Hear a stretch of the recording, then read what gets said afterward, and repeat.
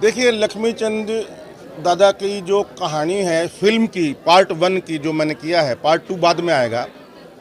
अगर मैं गागर में सागर बोलूं तो ये दादा लक्ष्मी के म्यूज़िक के जुनून, संगीत के जुनून, पैशन, आग और उस लगन की कहानी है। इंटरवल तक बच्चे की जो कुछ भी कर सकता है। उसकी माँ बोलती है कि अगर घर से बाहर निकल गया और सांग देखन तो मैं तेरी टांग तोड़ दूंगी, तो बच्चा बोलता है उसके बाद जान देगी माँ। तो इस टाइप का जुनून है उसका कि मैं कुछ भी हो जाए मैं छोड़ नहीं सकता। पिटाई से डर नहीं, बोला क्या होगा, कुछ नहीं होगा, दो थप्पड़ लगेंगे, फैमिली मीटिंग होगी और क्या होगा, बस उसको रोज का काम है, उसे पता है।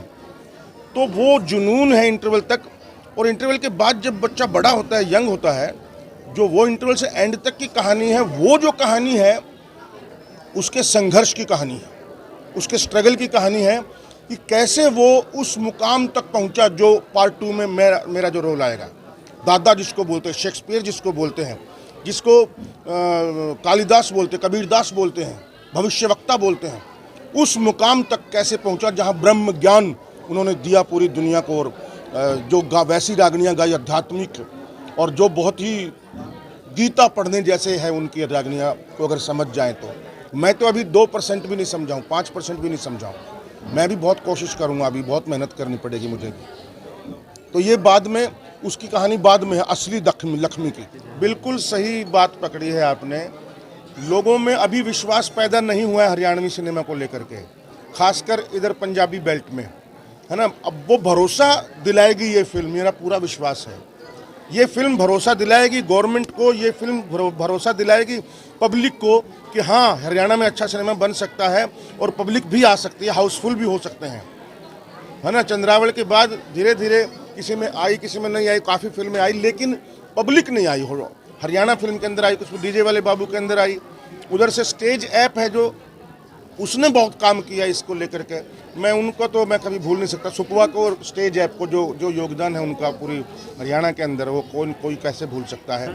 तो मुझे लगता है कि अब पब्लिक भरोसा करेगी और हरियाणवी सिनेमा के अंदर हाउसफुल होंगे। मेरे को तो पूरी उम्मीद है अभी बहुत लोग काम करेंगे हरियाणा के अंदर, क्योंकि अभी एकदम से रास्ता खुल गया, प्रोड्यूसरों को भी विश्वास हो गया कि हाँ भाई आ सकता है पैसा, या मतलब हाउसफुल हो सकता है। अगर और भी कुछ किसी तरीके से बनाई जाए और मनोरंजक फिल्म बनाई जाए, तो हर तरह की फिल्में बननी चाहिए, एक्शन भी बननी चाहिए, रोमांस की, लव स्टोरी, सब तरह की बननी चाहिए, और हर तरह से सिनेमा चलना चाहिए। एक इंडस्ट्री तभी खड़ी होती है। तो मुझे पूरा विश्वास है कि लोग आएंगे और काम करेंगे। आज उस मैनेजमेंट के जो चेयरमैन थे, उन्होंने हरियाणवी में बोला कि मैं हरियाणवी बोलूँगा। मुझे तो बड़ा अच्छा लग रहा कि मैंने हरियाणवी फिल्म देखी, मैं गदगद हो गया। कॉन्वेंट स्कूल था इतना, हाँ, कॉन्वेंट स्कूल, जिन्होंने हरियाणवी बोलने पर बैन लगा रखा था। कहा मैं अपना संबोधन हरियाणवी में बोलूँगा, उसने हरियाणवी बोला। मीनाक्षी की, वो हमारी स्वर कोकिला लता मंगेशकर है हरियाणा की, मैं तो उनको अवार्ड दे चुका हूँ इस बारे में, बिल्कुल। और उन्होंने बहुत ही कमाल का किया है। मुकेश वर्मा जी, उनके हस्बैंड, जो पहले टोहाना में ही रहते थे, हरीश जी भी आजकल इनका स्टूडियो है।